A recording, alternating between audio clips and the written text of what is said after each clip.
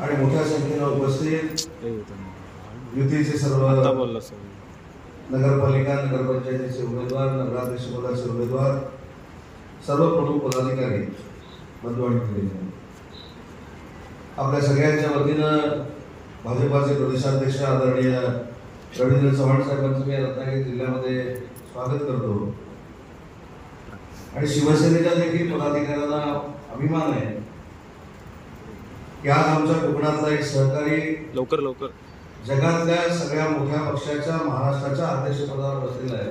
ते आमच्यासाठी आणि कोकणवासियांसाठी अतिशय महत्वाची बाब आहे. चव्हाण साहेब प्रदेशाध्यक्ष झाल्यानंतर असा योग आला नव्हता. काढून द्या तो पहिलाच योग असल्यामुळं तुमचं मनापासून कौतुक देखील करतो आणि तुमच्या भावी वाटचालीला मनपूर्वक शुभेच्छा देखील देतो. आणि दुसरे आभार एवढ्यासाठीच मानतो, नुसती आपण युती केली नाही तर ती युती टिकली पाहिजे आणि युतीच्या प्रत्येक नगरपालिका नगरपंचायतीवर प्रभाव पडायला पाहिजे. या भावनेतनं महाराष्ट्रातला पहिला प्रचार रवींद्र चव्हाण साहेबांनी रत्नागिरीतनं सुरू केला, त्याबद्दल देखील त्यांना मला धन्यवाद देतो.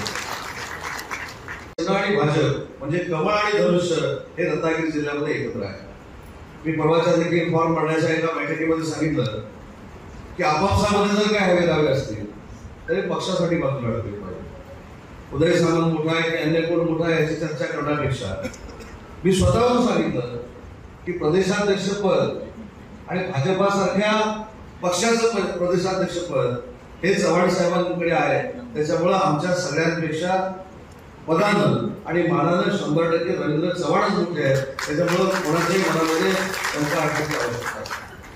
आणि दुसरी महत्वाची गोष्ट आहे की जे भाजप शिवसेना एकत्र